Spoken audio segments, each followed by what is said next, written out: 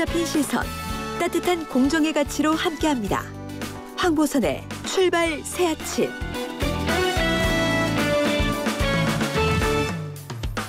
네, 황보선의 출발 새 아침 2부 시작합니다.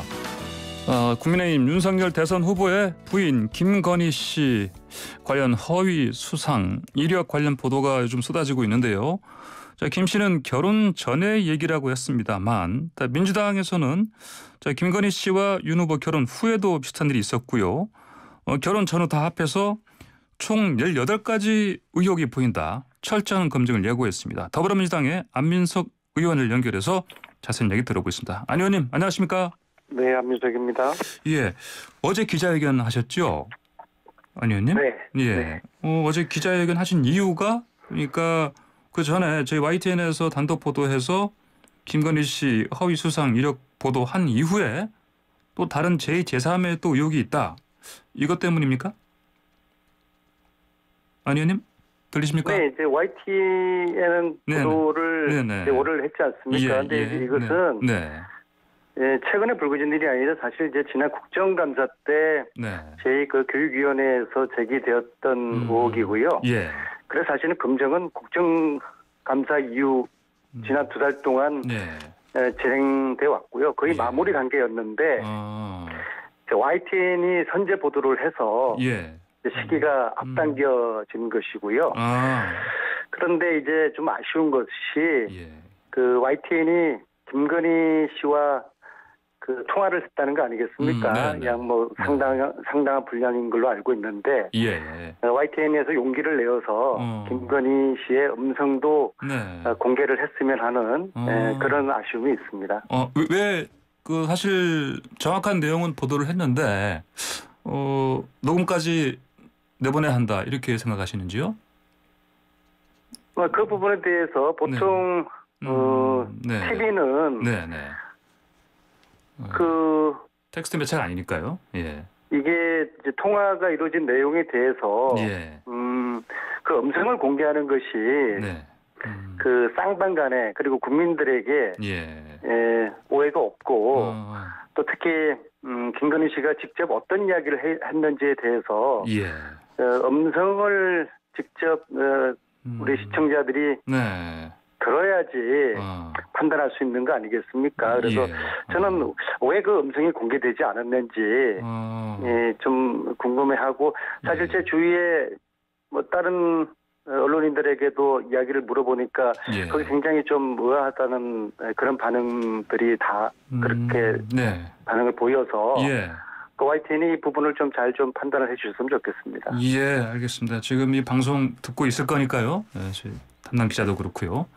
고민을 하겠죠. 알겠습니다. 네.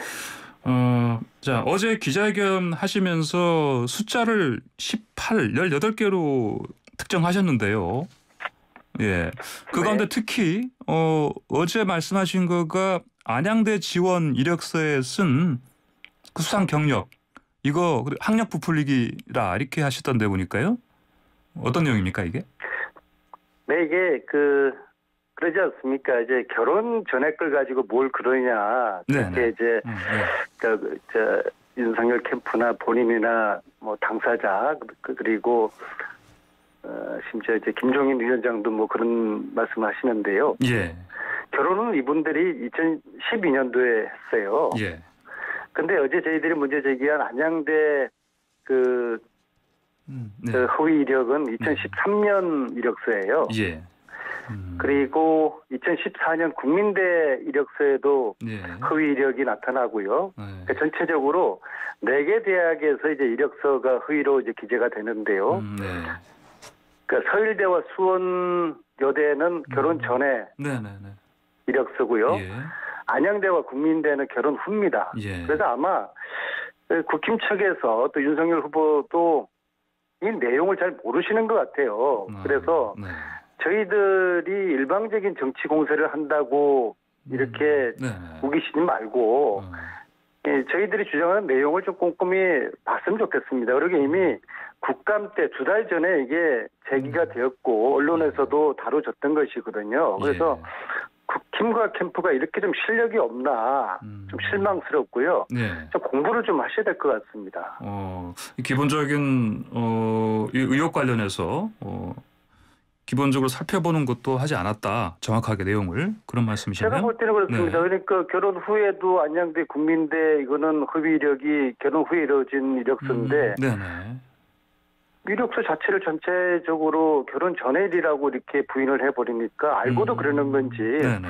저는 이 이력서를 안 봤을 거라고 봐요. 봤더라 그러면 이렇게까지 예. 이 문제를 근성으로 뺀질식의 해명 이렇게 하지는 않을 것 같거든요. 네. 어제 안 의원님께서요, 그 회견하시면서 이런 표현이 있던데요. 도깨비 같은 이 현상을 누가 해명해야 되나 이 말씀하신 게 이게 그 한 회사에 재직했다는 그 재직 증명서 관련이었죠, 이게. 네네, 그게 이제 저 게임산업협회인데요. 예. 이 근무한 적이 없는 게임산업협회에 네. 근무했다고 그렇게 이제 그 재직 증명서를 제출했어요. 예. 이걸 제 유령이 만들었을까요? 도깨비가 만들었습니까? 누군가가 만들었을 거 아닙니까? 예. 그리고 그 게임산업협회는 2004년도에 설립이 됐는데 예. 김건희 씨가 제출한 재직 증명서를 보면은 2003년도부터 근무한 것으로 예. 그렇게 나와 있어요. 그 위조 증명서를 만들었을 가능성이 많은 것이죠. 만약에 게임산업협회 김건희 씨가 근무했는데 근무하지 않았다고 지금 하고 있고 만약에 2003년도에 근무했는데 이것도 게임협회가 2004년도에 설립해서 여기에 대한 뭐 오해와 거짓 논란이 지금 있지 않습니까? 그러면은 김건희 씨가 만약 억울하다고 그러면은 김건희 씨 스스로 이거는 금정을 의뢰를 하실 것을 제안드립니다. 예. 그리고 재직 증명 중에요. 언급하신 것 중에 그 H컬처 테크놀로지 여기에 또 재직했다는 그 증명 있지 않습니까? 네. 이것도 사실 문제 제기하신 것 같은데요. 그것도 예. 그 회사가 설립되지 않은 해에 김건희 씨가 상을 받은 것으로 그렇게 이력서에 기재가 돼 있어요. 그렇군요. 예. 그러면 안 의원님 이렇게 결혼 전에도 그리고 결혼 후에도 안양대 국민대까지 쭉 이렇게 허위 수상 경력이라든지 뭐 이런 것들이 계속 기재된 거 이거를 김건희 씨 쪽에서는 또는 국민의힘 쪽에서는요 이걸 앞에 거를 그냥 단순하게 이렇게 뭐 다시 쓰다 보니 이렇게 계속해서 되풀이돼서 나타났다 이런 식으로 해명하는 것 같아요. 예. 그건 들으셨습니까? 그러니까 윤석열 후보가 이제 해명하는 그런 이제 논조죠. 예. 뭐 부분적으로는 뭐 문제가 있을 수 있으나 전체적으로는 뭐 틀린 문제가 안 된다는 식인데요. 이력서라는 게요. 가령 우리 청년들이 그 이력서 쓸 때 숫자 하나하나에 또 사실 하나하나에 신중을 기하고 혹시라도 잘못된 것이 있지 않을까 얼마나 꼼꼼히 씁니까? 또 그리고 이력서라는 게 허위 사실이 있으면은 임명도 취소되지 않습니까? 그럼 제가 윤석열 후보에게 여쭤보겠습니다. 이력서 10개 중에서 한두 개 허위 기재되더라도 전체적으로 문제가 없는 것입니까? 이게 검찰총장을 하신 분이 또 공정을 기치로 내거시고 대통령 나오신 분이 하신 말씀인지 한 가지 거짓말 듣기 위해서 7가지 거짓말 해야 된다는 영국 속담이 떠오르는데요. 저는 이 문제 본질은 이 공정을 이야기하는 윤석열 후보의 이 허위 공정, 이 때문에 이제 균열이 생기는 그런 이 사태를 불러오고 그리고 결국에는 이 윤석열 후보가 이야기하는 가짜 공정의 댐이 결국엔 붕괴될 수가 있는 그런 중요한 사안이다. 그런데 본인이나 후보자는 그러니까 김건희 씨나 윤석열 후보자는 이 사안의 심각성을 모르는 것 같아요. 그래도 어제요. 그 윤석열 후보가 오전에는 기자들 질문에 사실 대학들에서 시간 강사 채용하는 그 관행을 살펴보라. 이렇게 얘기를 했었고요. 물론 오후에는 좀 태도를 바꿨습니다. 일단 김건희 씨가 먼저 국민께 심려 끼쳤다. 사과 의향 있다. 이렇게 국민께 송구하다 이런 얘기를 했고요. 윤석열 후보도 이제 어쨌건 그렇게 사과한 게 잘한 거다 이렇게 얘기를 했거든요. 태도를 좀 바꿨습니다. 예. 어제 하루 동안만 보더라도 예. 윤석열 후보 또 김건희 씨의 해명을 보면은 오락가락 행선수를 하지 않습니까? 그리고 김건희 씨가 사과한 거는 일전에 전두환 찬양에 대한 그 개사과에서 무리를 일으키지 않습니까? 그 개사과했던 게 떠오르는데요. 예. 아마도 김건희 씨는 제가 이제 18개 허위 사실에 대해서 검증을 따박따박 차례차례 하겠다고 오전에 했으니까 예. 아마 좀 겁이 났을 거예요. 그래서 이제 말 바꾸게 한 것 같은데요. 예. 그러나 여전히 김건희 씨는 억울하다는 입장 아니겠습니까? 근데 이런 허위 이력서 이렇게 한두 건도 아니고 18건에 이르는 허위 이력서에 허위 기재된 것이 예. 이것을 억울하다고 한다면은 윤석열 후보 말씀하시는 것처럼 전체적으로 문제가 없다고 그러면은 정말 청년들이 화가 나고 분노할 것입니다. 정말 이것이 억울한 문제인지 문제가 없는 건지 우리 청년들에게 한번 물어보기 바라고요. 예. 김종인 선대위원장께서도 그분 역시도 아직도 김건희 씨의 이력서를 허위 이력서를 못 본 것 같아요. 예. 그래서 검토해보겠다고 얘기는 했죠. 어젠가요? 근데 이게 네. 대통령 뽑는 건지 건지 대통령 저 사무를 뽑는 게 그런 말씀은요. 네. 캠프의 어른이시라 그러면은 그렇게 말씀하시면 안 돼요. 이력서를 잘 보시고요, 판단하시고. 예. 그 당사자들을 나무라고 책임을 물으셔야지 이것을 이런 식으로 말장난하듯이 하시면 안 되고요. 어쨌거나 저는 오늘이라도 지금 현재 김종인 선대위원장 후보 김건희 씨 여기에 대한 이야기들이 다수의 좀 결이 틀려요. 또 차이도 있고요. 그래서 캠프도 마찬가지고요. 이 사안에 대한 김건희 씨의 허위 이력서에 대한 그리고 경력 증명서, 재직 증명서를 날조했다는 그런 의혹에 대한 입장 정리를 후보와 그 당사자 그리고 김종인 선대위원장 캠프 입장 정리를 동일하게 했으면 좋겠어요. 이런 식으로 물타기 하듯 국민들에게 혼선을 주면서 이것도 저도 아닌 행수수설 이렇게 하면 안 되는 것이죠. 예.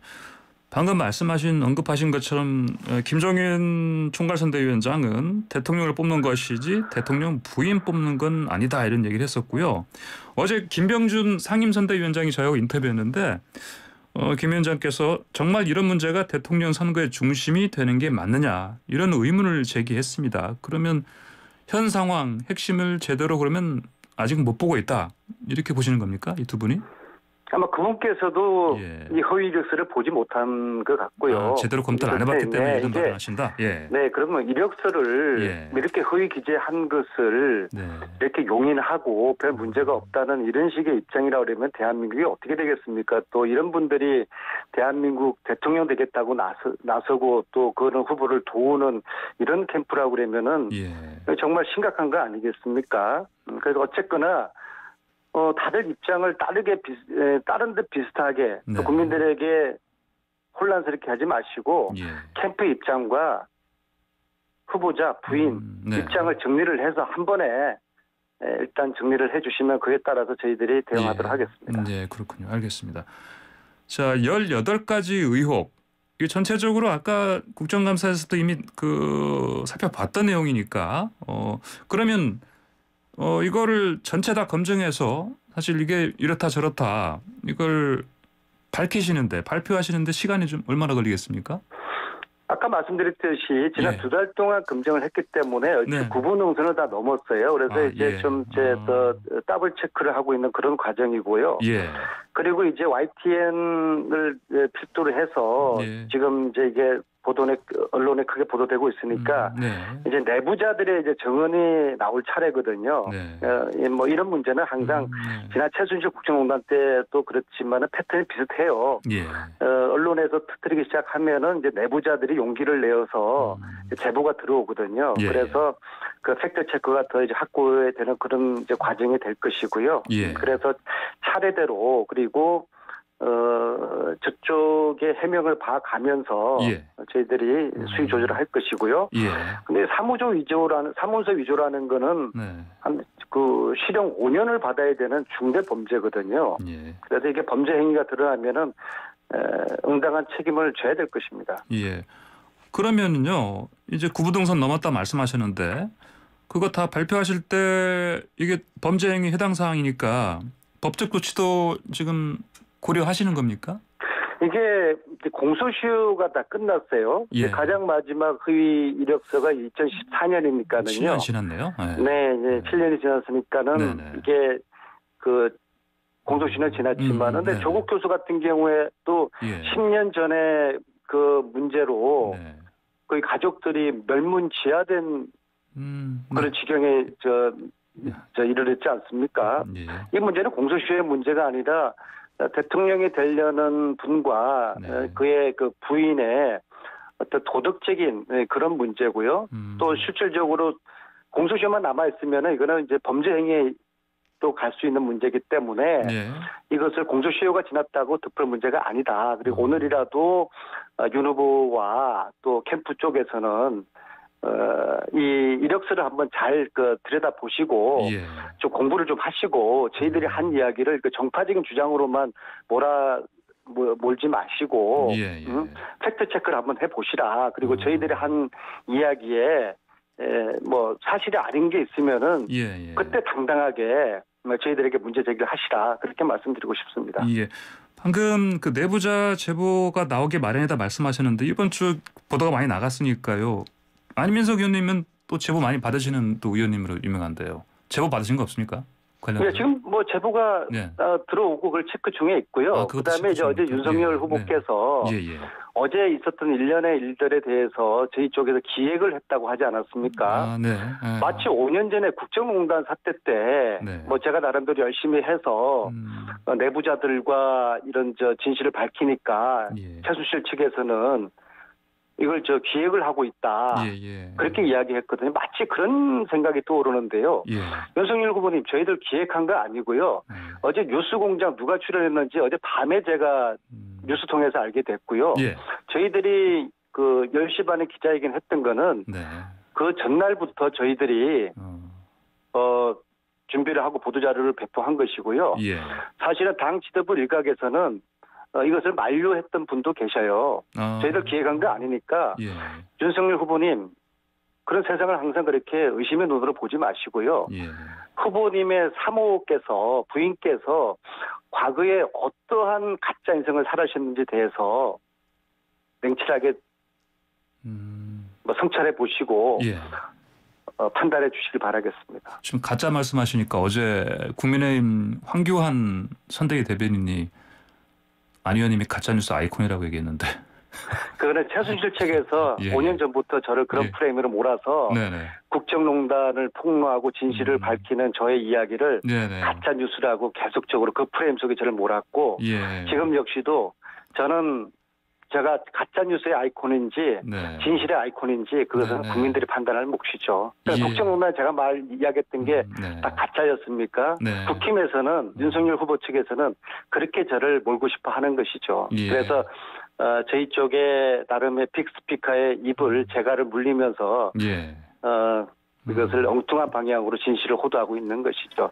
저는 그런 이야기를 들으면서 윤석열 후보의 기획 표현이라든지 저를 가짜뉴스의 아이콘으로 모는 그런 표현을 들으면서 어쩌면 5년 전에 최순실 측에서 저를 공격했던 거하고 똑같은 패턴이 반복될까 유감입니다. 알겠습니다. 안 의원님 오늘 말씀 여기까지 듣겠습니다. 감사합니다. 감사합니다. 네, 지금까지 더불어민주당의 선대위 총괄특보단장인 안민석 의원이었습니다.